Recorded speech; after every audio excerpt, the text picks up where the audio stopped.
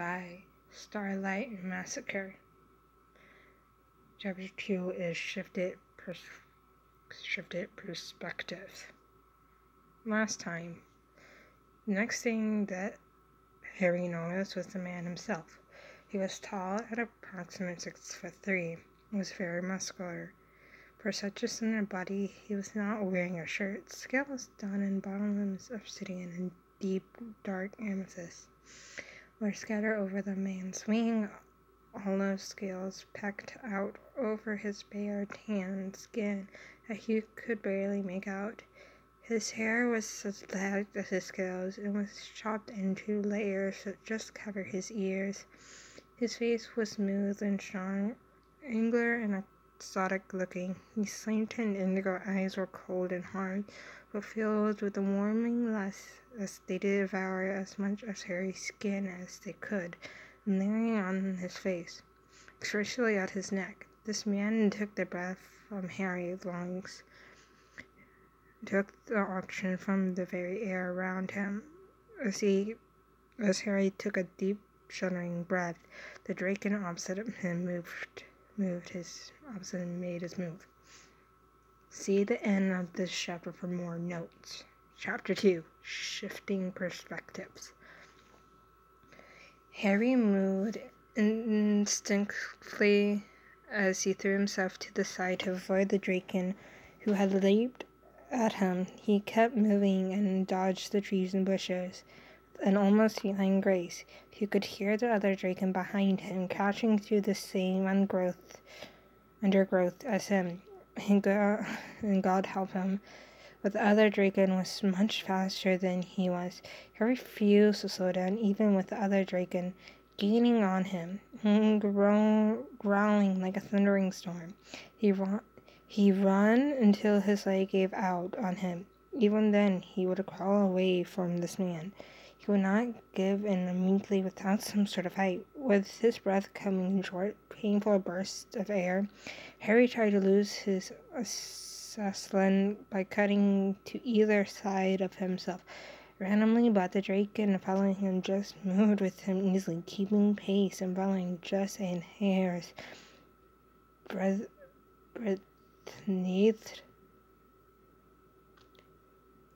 from his back. Breath from his back. And it was then that Harry got the sinking explanation that the other dragon was just playing with him, that he was trying to chase through the forest. He didn't see any possible way in which he could lose Harry, so he wasn't trying too hard. Putting on a burst of speed, even though his chest already felt like it was on fire, he weaved through a tight-knit group of trees, getting a slash to his cheek and numerous pricks from thorns, and unseen bush that he trampled through.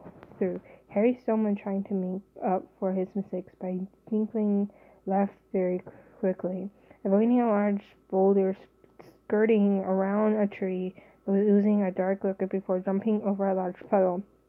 It was as he was doing that Harry was suddenly seized around a waist in mid-air, and added weight sent him crashing to the fourth floor.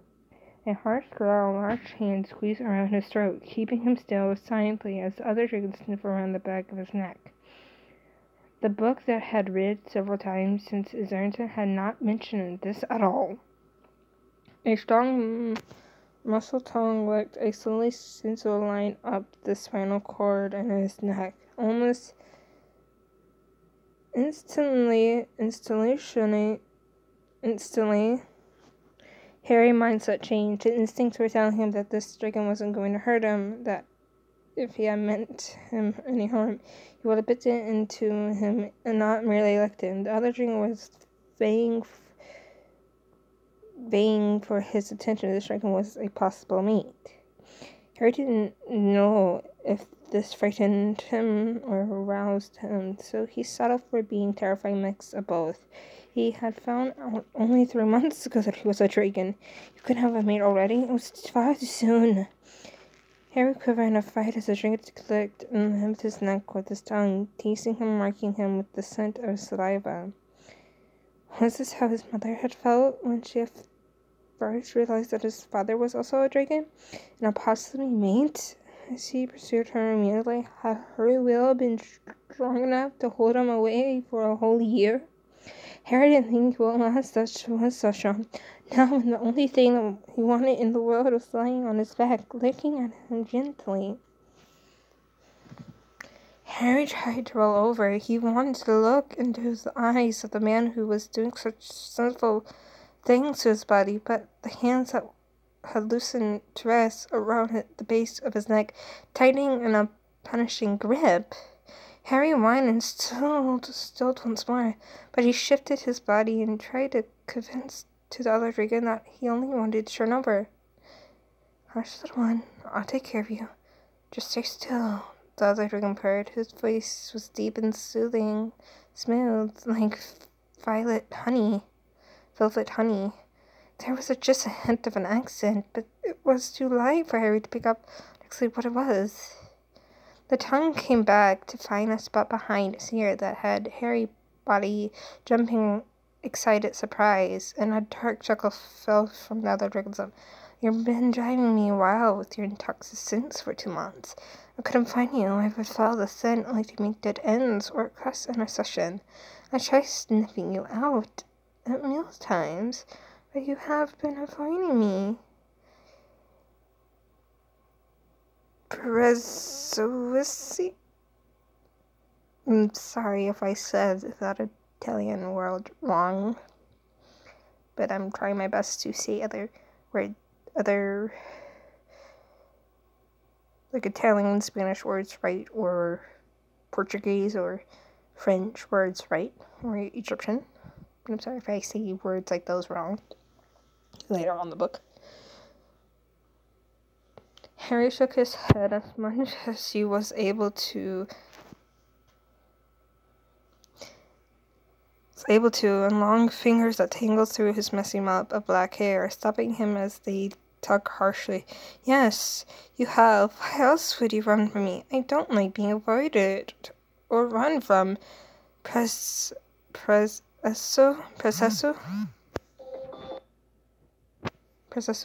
Harry had no clue what Presso meant, but he knew that tone of voice. The other dragon was angry and annoyed with him. He shrunk and on himself. Oh no, I understand, Presso. You don't know what you were doing, but you will learn. There will be no more running from me, will there? Shook his head as he was rooted with a hand that had clenched into his ear, loosening and massaged his cup aside. It felt amazing. Can I see you? Harry asked bravely, hiding his fear and strengthening his voice so that the waver wouldn't be hurt. Of course you can, Presso. I would love nothing more than you to graze at me for an hour on no end. Turn on his back, he saw his chest to chest with the dragon on top of him. He looked deeply into the indigo eyes. They were so familiar, but the face was unlikely any he had ever seen before. I was hardly surprised he didn't look anything like Harry Potter when he was in his true form. Why would this person look the same as him did in his hero form? You're so beautiful, Presso. The other dragon told him, softly running those long, elegant fingers over his cheek. Harry looked at the other male lying on him. He was so handsome, it was so unreal. High cheekbone, chiseled nose, strong jaw, those slanted indigo eyes, and sensual mouth that was curved over deadly long veins that were just a little longer than his. Do you like what you see? The indigo-eyed dragon asked him cockily, a smirk curving the mouth more. Yes, Harry answered in a whisper. A moment later, his mouth was seized in a harsh, bruising kiss that left him speechless and unable to do anything other than fully speak to his mate, because there was no doubt in his mind this dragon would now be his dominant mate. And Harry, too desperate for love, too desperate for any affection that he would be hurting himself. Sorry if I'm not reading something that came up. hurting himself. If he tried to hold himself away from this draken now, after what they had done here tonight, he was not as strong-willed as his mother in his childhood. That important being had loved him, craving for any sort of love and attention. This man could give him his dream of a family. Harry would take both hands. What is your name, Percival? Harry, what's your please? I should have seen that you came to your entrance. It was somewhere in the very early September. You were not here last year, or should I say that you were in Terrence last year? That's right, I came to Maine during the summer. I've been a drinker for a year already. I turned 17 and Dr. 12. She was older than him by 10 months. His mate had been a drinking over a year already. The question that Harry had, his mate would like to be able to answer them for him. He felt safe and comforted as his mate Blaise explored his neck and face with his fingertips, staring at him as if he were the most amazing thing that he ever seen in his life. You're very strong, Percival. There will likely be other things for your attention. I will share you only with the minimum numbers of diamonds that you will need to impregnate you with our children. I will not allow you to have a harem of men. I will not push aside nor be ignored because you have so many men around you that you do not have enough hours in a day to spend time with us all. Harry looked up into the enraged face of his new mate and lay completely still as Blaise Claw came close to his throat. I don't want to harm. Harry whispered honestly, staring into Blaise's eyes unwaveringly, willing him to see the truth of them. I just want a family. First, a rough kiss to his lip answers Harry's statement. Blaise's hand slipped around his neck to lift his head for a better angle. That was the right answer, below. Blaise exclaimed as Harry tried to regain his breath. I'll not be disgraced by having a whore for a submissive mate. I'm not a whore, Harry put out harshly. Immediately Blaise called dug in the back of his neck, and Harry caught up. Do not speak to me like that, Harry. As you're talking to me, as your protector and future father of your children, I will be respected. So is earned, not freely given. Harry answered strongly, but kept his voice placed. He will not be infernal person to his mate, just because he was a submissive dragon. They would go into this as equals, or Blaise could go away and leave him to find another dominant mate. One who would treat him as equal, not just someone to order around. He had more than enough of that, literally. Blaise smirked and licked his cheek slowly as he reacted to his pose, leaving his fingertip caressing his neck once more. I have a strong mate, Blaise whispered almost to himself. So strong and so stunning, perfect for me. Percival? Henry felt pleasure filled him as Kate praised him. He happily lifted his arms around Blaise's broad shoulders, and Blaise smiled down at him. Never be afraid to touch me, Harry. You will never be rejected from my body. Harry nuzzled into Blaise's strong neck now that he had been taken to go ahead and touch his new mate as much as he wanted, loving the silky skin under his nose and cheek. You were endearing below. You're still hungry and good to your meal. I need to prove my worth to you as to death. The hunter, I will catch you something. Bill stood up and pulled Harry easy to his feet, dusting him, letting his hand linger upon Harry's body before he gave Harry a sweet kiss on to lips. Starting right now, here, Puzzle. I'll be very soon. I am a very skilled hunter. Bill was gone in a blink, even with his new eyesight. Harry only saw a streak of black and purple of reflection in the moonlight. Harry wanted to move to the hollow of the tree to his left, take the camera out in the open where neighbors could stalk and attack him. But his armor had told him to stay still. He didn't want his claws back in his neck again. And the book had said that Dominic punished him harshly for doing anything wrong. Debating with now, Harry weighed the pros and cons carefully before deciding that his armor would rather have a blind man when he came back rather than a obedient dead one. He crawled in a tall tree. The rock inside was warm. Harry snuggled down in the decayed leaves, wrapping his wings tightly around himself for warmth and protection. He found himself thinking idly that this would have been the perfect spot Soon as it was a bit higher, as Harry realized the train of thought he was on now, his eyes now open and thought he couldn't see it. His face had taken on a look of abstraction horror. It was 100th time he had caught himself thinking about nesting and having children since his trip 3 months ago. But it was the first time that he actually pictured the children as perfect land of himself and Blaze as he swallowed. He didn't know Blaze at all. Only that he was somehow thinking that Harry could have been a good, strong, and capable mate.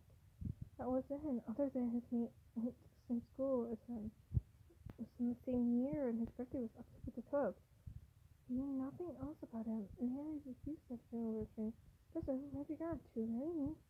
Crapped out, feeling found himself being crushed with a chest. Clicking punishment. Desperate to be punished in front of a huge mouth-watering stallion. The next Blaze stuck behind him, and Harry tensed for his first leg again, only for Harry to start grooving him, gently pulling the leaves into from him. Yeah, Professor, before your meal bleeds out and goes cold. Harry carefully cut the piece of flesh from the stallion and offered it wafers who chuckled and chuckled. This meal is for you, little Harry. I have it on my bill. I can't eat all this by myself. Harry told him, not even thinking of mentioning the reason for that was his summer starvation. I wouldn't expect you to. I cut the bigger animal that I could find to prove to you that I'm more than capable of producing food for you and our future young. Blaze told him with a damnable smirk, still picking bits of woodlands out of Harry's nest of hair. Harry sunk his teeth into the bloody meat of moonlight. Blaze stiffened behind him. Large martial arms wrapped around Harry's shoulder, and he was sank backwards into a passionate kiss. Blaze looked and laughed at the bloody lips and chin. This time Harry fought against Blaze, moving his mouth and tangled their tongues together. Blaze crowed, but he didn't push it, so Harry took it as it wasn't doing anything wrong, and twisted and Blaze's arm to press closer to his dominant meat. It was Blaze who broke the kiss and pushed him again towards the stallion, urging Harry to eat it till he couldn't eat anymore. With all the bits of twigs and leaves gone from his hair, Harry fell from running his hand through it and stroking the silky skin of Harry's neck. When most of the stallion was gone, he was so full that his stomach had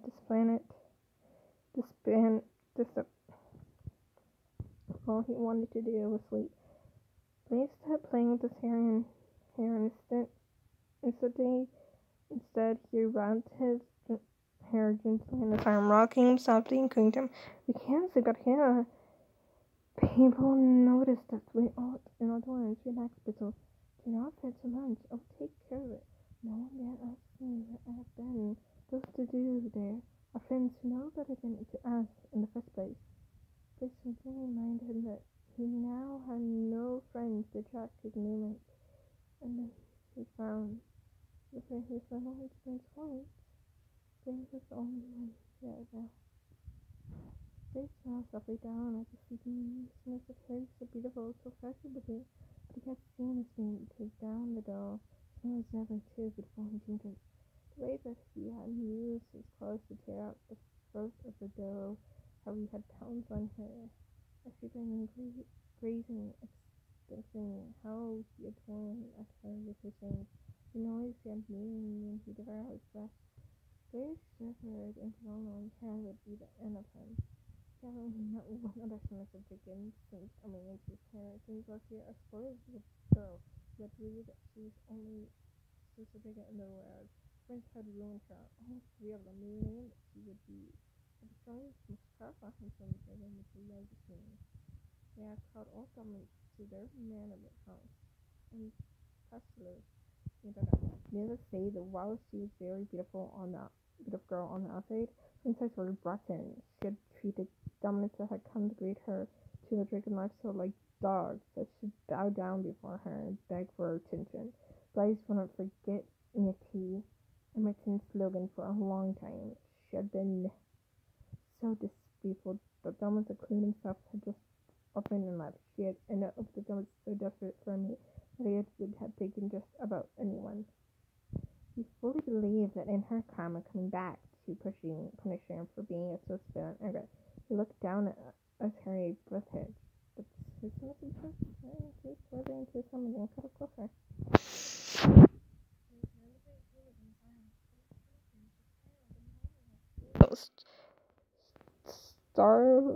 Starring, beautiful, emerald green eyes. He had known who was in front of him because there's only one person hungry with the eyes so suddenly green as the ones he was looking at. Harry Potter. He knew he was doing. One hell of a war to overcome when the world cut out that there was an unknown or made it submissive among them, but he was willing to fight to the death for his mate. Harry was worth it. He would die 1,000 times in agony for Harry. And that was only after knowing him for a single night. He knew that he was breaking the rules, knew that there would be punishment for not from the drink, so merely that we were must have taken, and it's Smithy, that from the first long full of Harry's mind, just not scent, he had wanted to drink it for his own. He didn't want to give every unmated in the world a fair chance of winning Harry. He wanted Harry to lose that. No one else would get him. At least not until he had firmly established himself as Harry's mate. Didn't even have let Harry choose more dons in order to get him pregnant, though not one more than was needed to get a clot to babies. Harry snuffled into his sleep and Blaze smiled down at him. Again, Harry was adorable and endearing. He was natural and sweet, unlike Mate. Blaze could already envious himself of having several clutches of children with Harry, all of them sweet, just as endearing as the mother. Where with Jimmy too, all he had been able to think about was the spoiled sponge she would create it. That was if she ever felt pregnant in the first place. There was a rumor traveling around the dragon that she had slept with demon men before her marriage because she didn't want to go through the body-altering pregnancy nor the pain of labor. Blaze looked to Harry's flat belly. It looked gorgeous, round and ripe with the children. He growled in pleasure and wrapped his arms more firmly around Harry. Submissive male dragons were so rare, the resemblance would come to see Harry, would try to get his attention and become his mate. Blaze couldn't allow that, not when dominance outnumbered submissive by 20 to 1. They weren't enough submissive to go around, and the longer dominant was without a mate, the more viciously breastfed he got, as intense screaming at him to bring clutches of children to boost the numbers. Blaze didn't want to end up like that. He wanted a large family. He wanted a clutch after clutch of children with Harry. Only with Harry. Harry looked up, warm and comfortable in a familiar bed. He blinked before he sat up, looking around, every muscle tense and sense alert. Until he looked toward he was obviously in the silver drum with cups and a amount of green silver and expecting use of snake. Ascended to that. What really made him calm down was the scent of some from person lying in the bed with some Blaze. This must be what Blaze looked like without a sugar future. He was just as handsome, so strong and unshakable. Silvered shoulders, and he still had a powerful yet slender body, but his scales were gone. Leaving behind flawless olive-toned skin, his wings were gone. Harry lamented the loss of such beautiful appendage. Lying back down, Harry watched his Blaze sleep. His dominant looked so strong, even as he slept, those broad shoulders raising and falling with each breath. His face was as unemotional when he was asleep as he was when he was awake. Blaze's mouth just wasn't made for smiles. A bed creaked, and Harry looking over his shoulder to get a green hand hanging around the bed. A shark right lying had to make the final connection. It's right. I've been waiting for it. Someone made it with the best friend. A dragon mouth, like a dragon mouth, who did it. Please, get up. We have to get. Please, the sleepy, rough voice of man cut through the morning sleep. Please get up. We have to get to the library before the Griffin Beaver steals all those good books again. I Freckle crinkled as he was pulled from sleep, but he was too sober and after the bond, he ripped the only the leaf pack showing. I know every fourth of this one. Oh my god, I'm sorry, but it's just funny. Potter, what the fuck are you doing here? Mother was at the grab at Harry on, but was instantly by another hand that gripped his arm. Harry felt these pricks in his back. Quite you're yelling him up. I think we all are. Grum looked around to see the face of They are not poking out his arm, but fuck you being up. What the hell is Potter doing in your bed?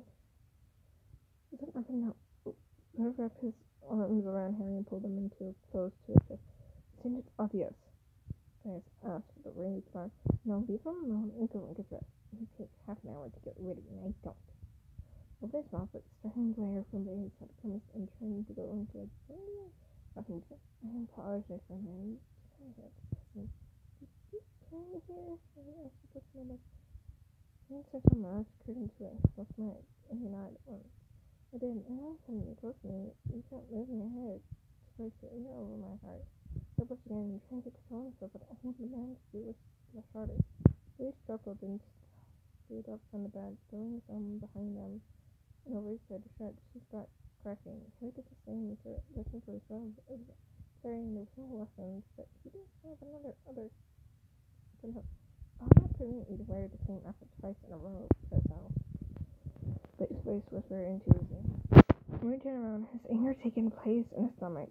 He was pressed enough to have been caught in bed with Blaze by Chickamauga for all people, but that been told that his clothes weren't good enough was pushing it. I can't wear what I like. No, you cannot. Answered showing his own strength cold heart. Yes, I can. His head shot up and gripped Harry around the neck. His large hand squeezing tightly on his permanent. Sharp dick with pointy push upon Harry's skin and played little, his palms pushing through his face. You will wear a set of my clothing until you can get to your dorm room to change into the set of clothing that you didn't wear. I'll run around first and yesterday. I will not send you my mate wearing dirty clothes. Okay. Harry wanted to keep to find Blaze. He didn't want to be a dominant.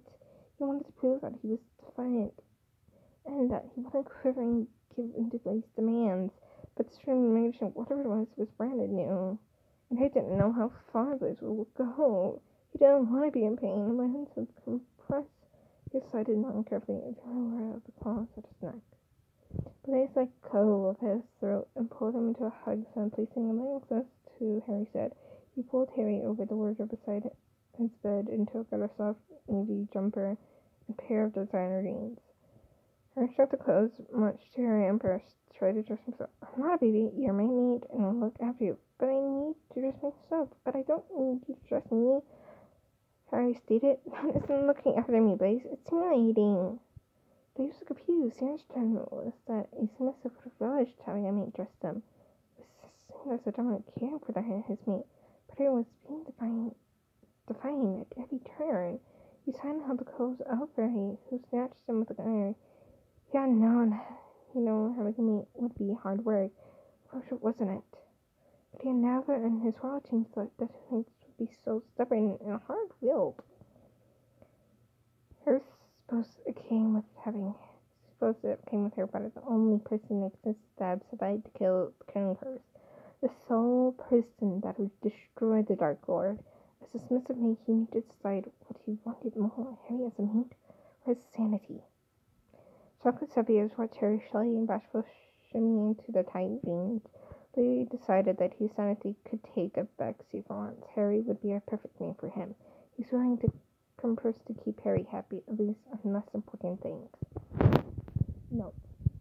I know this is Blaze and Harry are a little out of character, but it won't last for long. Blaze is shocked that Harry is a dracken. Harry's still a bit stunned that he isn't human now. Don't worry, all you Draco lovers. Yes, it knows that Harry or Blaze are dragons yet. He's too wrapped up in his own life and not the self-centered Nausicaa that we all love him for. But he will notice soon, and then Blaze will have to fight for Harry. So right, Nausicaa. Well, I hope you guys like chapter 2. But bye. I was Kunjin.